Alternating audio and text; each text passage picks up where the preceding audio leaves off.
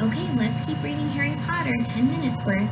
So we just left Ollivander's Well, where Harry got his very first wand, and Mr. Ollivander said it was very peculiar because Voldemort had a very similar wand to Harry's. Let's read on. That page didn't have any pictures. We haven't had a picture in quite a while. All right. The late afternoon sun hung low in the sky as Harry and Hagrid made their way back down Diagon Alley, back through the wall, back through the leaky cauldron, now empty.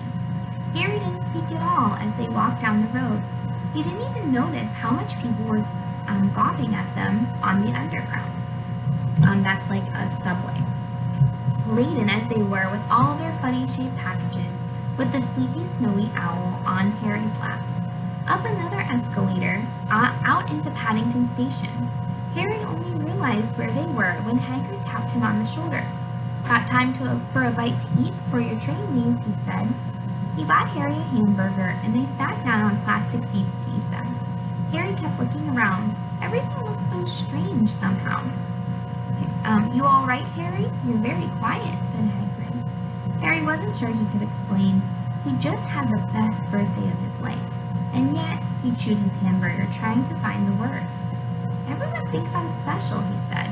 At last, "All those people in the leaky cauldron, Professor Quirrell, Mr. Ollivander, I don't know anything about magic at all. How can they expect great things? I'm famous, and I can't even remember what I'm famous for. I don't know what happened when the night my parents died."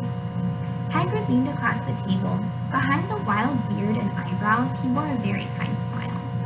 "Don't you worry, Harry. You'll learn fast enough. Everyone starts at the beginning at Hogwarts. You'll be just fine. Just be yourself. I know it's hard. You've been singled out, and that's always hard.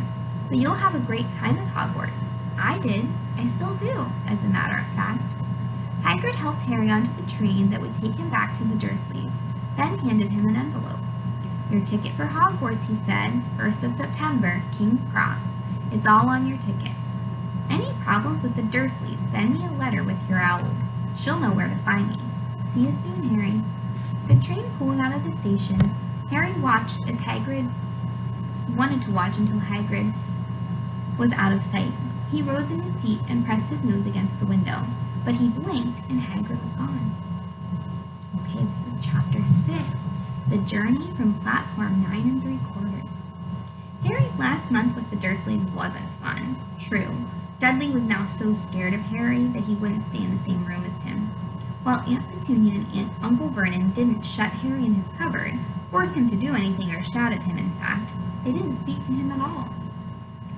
Half terrified, half furious, they acted as though any chair with Harry in it was empty.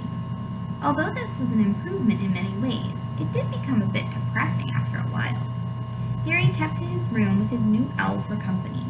He had decided to call her Hedwig, a name he had found in a history of magic. His school books were very interesting.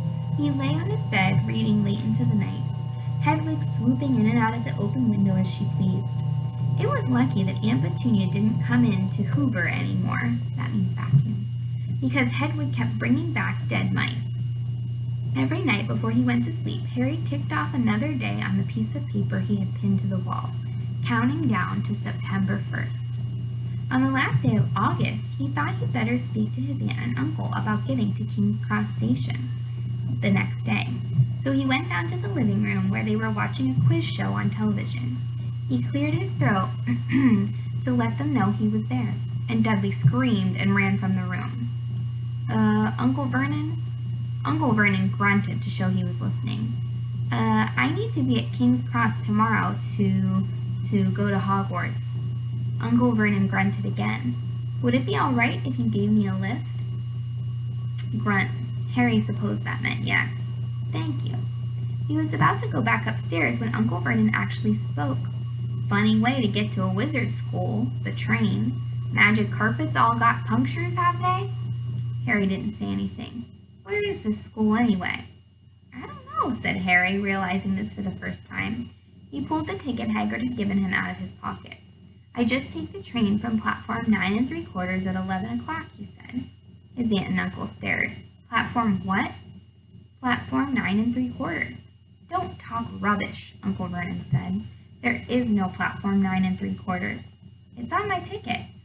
Barking, said Uncle Vernon, howling mad, the lot of them. You'll see. You just wait. All right, we'll take you to King's Cross. We're going up to London tomorrow anyway, or I wouldn't bother. Why are you going to London? Harry asked, trying to keep things friendly. Taking Dudley to the hospital, growled Uncle Vernon.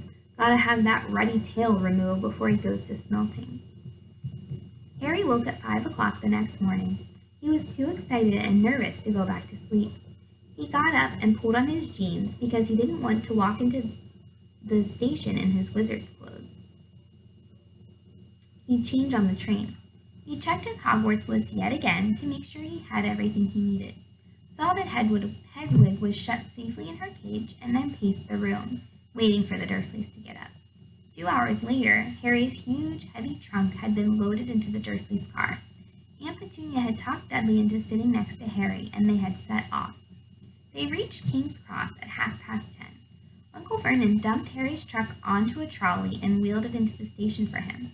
Harry thought this was strangely kind, until Uncle Vernon stopped dead, facing the platform with a nasty grin on his face. Well, there you are, boy. Platform 9, platform 10. Your platform should be somewhere in the middle, but they don't seem to have built it yet, do they? He was quite right, of course. There was a big plastic number 9 over one platform.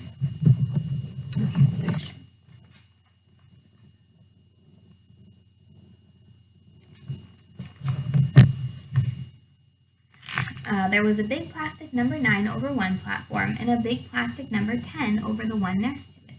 And in the middle, nothing at all.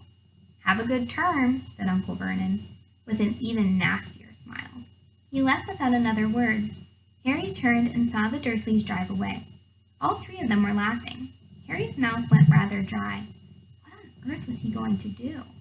He was starting to attract a lot of funny looks because of Hedwig. He'd have to ask somebody.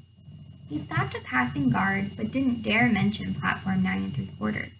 The guard had never heard of Hogwarts, and when Harry couldn't even tell him what part of the country it was in, he started to get annoyed, as though Harry was being stupid on purpose.